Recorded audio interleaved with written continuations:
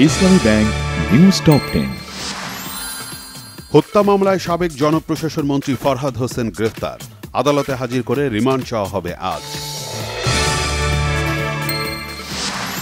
কোনো ষড়যন্ত্রে যেন ছাত্র জনতার গণ অভ্যুত্থানের লক্ষ্য নষ্ট না হয় সে ব্যাপারে সবাইকে সতর্ক থাকার আহ্বান বিএনপি মহাসচিব মির্জা ফখরুল ইসলাম আলমগীরের।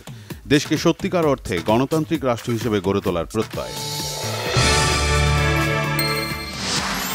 আন্তর্জাতিক গণতন্ত্র দিবস উপলক্ষে নয়াপল্টনে বিএনপির সমাবেশ বৈরী আবহাওয়ার কারণে আজকের পরিবর্তে 17 সেপ্টেম্বর মঙ্গলবার বিকেল 3টায় অনুষ্ঠানের ঘোষণা দিয়েছে দলটি।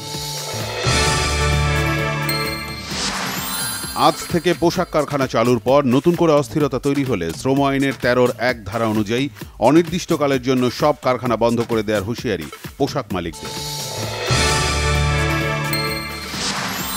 ভারতের উস্কানিতে বাংলাদেশে আরও অঘটন ঘটতে পারে, শঙ্কা বিশিষ্টজনদের। সবাইকে প্রস্তুত ও সতর্ক থাকার আহ্বান।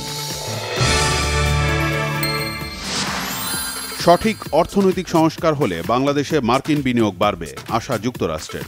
সফররত মার্কিন প্রতিনিধি দলের সাথে বৈঠক শেষে এক্স হ্যান্ডেলে জানিয়েছে ঢাকায় মার্কিন দূতাবাস। বেশি বেশি কর আদায় করতে হবে, তবে গরিবদের কষ্ট দিয়ে আদায় করা যাবে না, বলেছেন অর্থ ও বাণিজ্য উপদেষ্টা ডক্টর সালেউদ্দিন আহমেদ। আওয়ামী লীগ ছাড়া আগামী জাতীয় নির্বাচন অগ্রহণযোগ্য হবে না, জানিয়েছেন ইসি সংস্কার কমিটির প্রধান বদিউল আলম মজুমদার। ভারতের জম্মু ও কাশ্মীরে নির্বাচনী প্রচারণার মধ্যে বিচ্ছিন্নতাবাদীদের সঙ্গে যৌথ বাহিনীর সংঘর্ষে 2 সেনা সদস্য সহ অন্তত 7 জন নিহত। নিহতদের মধ্যে 5 জন বিদ্রোহী। ফুটবল ফেডারেশনের নির্বাচনে অংশ নেবেন না কাজী সালাউদ্দিন।